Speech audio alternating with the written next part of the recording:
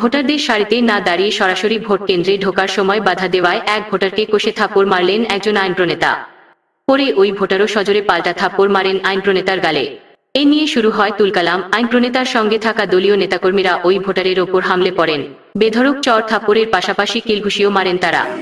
তবে ভোটের সারিতে দাঁড়ানো অন্যান্যরা ওই ভোটারকে রক্ষায় এগিয়ে এলেও সেখানে নিরাপত্তা বাহিনীর কোনো কর্মীকে তৎপর হতে দেখা যায়নি।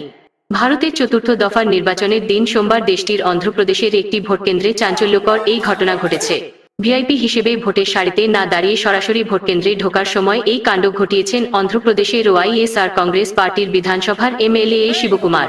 ভোটারকে শিবকুমারের থাপ্পড় এবং ভোটারের পাল্টা থাপ্পড়ের একটি ভিডিও সামাজিক যোগাযোগ মাধ্যমে ছড়িয়ে পড়তেই তা মুহূর্তের মধ্যে ভাইরাল হয়ে যায়। এই ঘটনায় দেশটির নাগরিকরা ভিআইপি সংস্কৃতি সমালোচনা করে ওই আইন প্রণেতার শাস্তির দাবি তুলেছেন।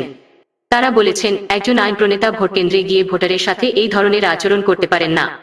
সোমবার সকালের দিকে অন্ধ্রপ্রদেশের গুন্টুর জেলার একটি ভোটকেন্দ্রে এই ঘটনা ঘটে। দেশটির সংবাদ মাধ্যম এনডিটিভি বলছে, বিধায়ক এ শিবকুমার ভোটারদের লাইনে না দাঁড়িয়ে সরাসরি ভোটকেন্দ্রে ঢোকার সময় আপত্তি জানিয়েছিলেন ওই ভোটার। পরে সঙ্গে সঙ্গে তার গালে কষে থাপ্পড় বসিয়ে দেন বিধায়ক শিবকুমার। ওই ভোটারও তড়িৎ গতিতে পাল্টা থাপ্পড় মারেন বিধায়কের গালে।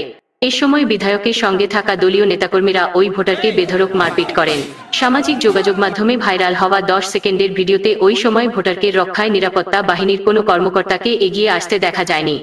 এনডিটিভির প্রতিবেদনে বলা হয়েছে, হাতাহাতি শুরু হওয়ার আগে ঠিক কি ঘটেছিল তা পরিষ্কার নয়। তবে ভোটারকে বিধায়কের থাপ্পড়ের এই ঘটনা ঘিরে সামাজিক যোগাযোগ মাধ্যমে তীব্র সমালোচনা শুরু হয়েছে।